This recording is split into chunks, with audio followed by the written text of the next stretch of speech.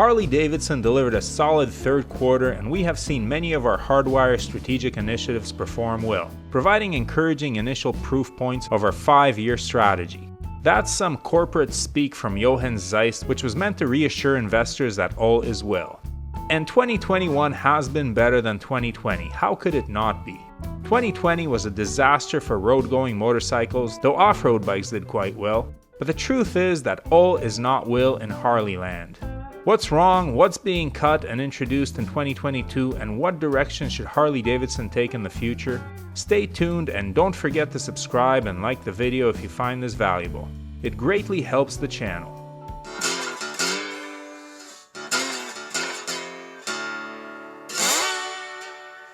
Is Harley Davidson out of the deep waters they were in during the height of the pandemic? No. To be sure, the company is better off than it was and sales are up from last year. However, if you consider the pandemic a black swan event that is not representative of the general trend being followed by Harley Davidson, you can throw it out, and when you do that, you discover that the sales in the first 3 quarters of 2021 are still lagging behind the sales of the pre-pandemic Harley Davidson of 2019. So the trend of sales falling from year to year continues. You see, even though Harley Davidson has managed to sell 8.5% more motorcycles in the first 9 months of 2021 than in the same period in 2019 in North America, worldwide it sold 11% less. This might have something to do with Harley pulling out of foreign markets it perceived as not profitable enough. It might also have something to do with the Evo-powered Sportsters no longer being sold in the European market because they could not meet emission standards. Whatever the reasons, as they were before the pandemic, Harley Davidson sales continue a steady decline from year to year, even if you discount 2020, which was admittedly a disastrous business year for a wide variety of industries.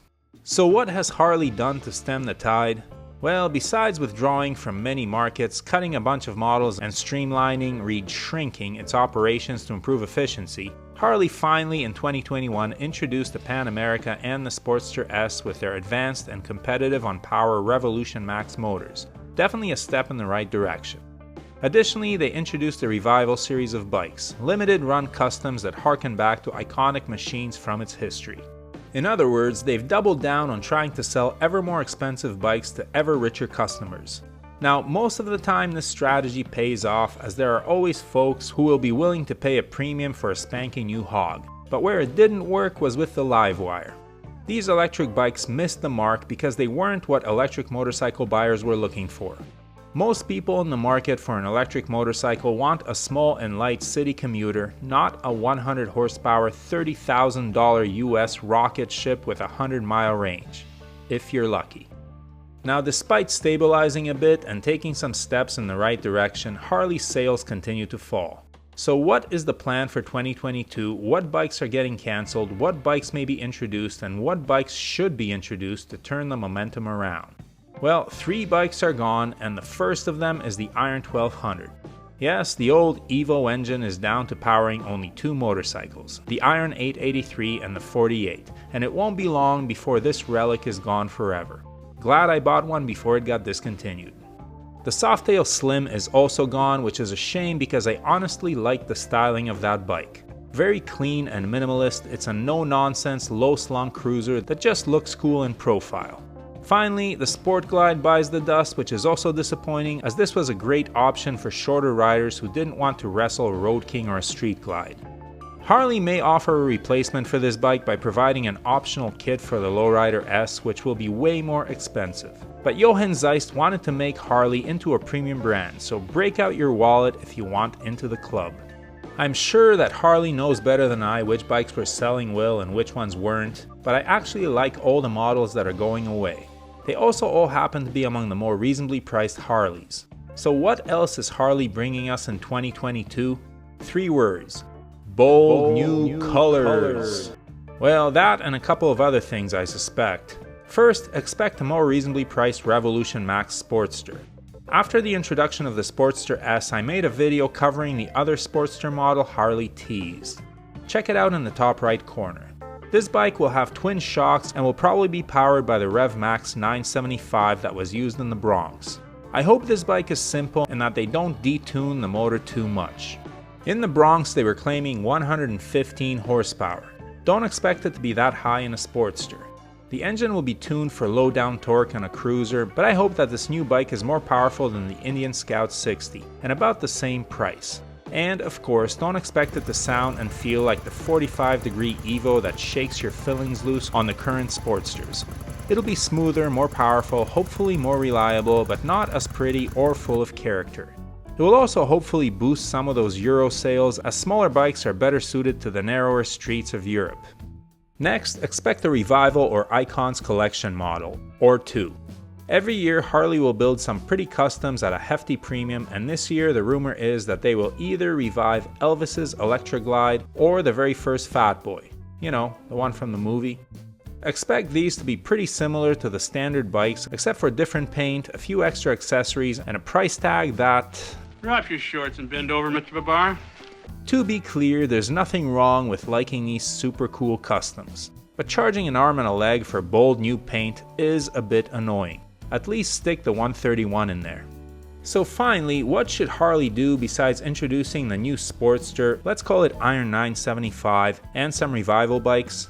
Well, Jochen Zeiss has already stated that 750 and 500cc versions of the Revolution Max will be introduced, and I've already made a video on the bike I'd like to see at the lower displacement.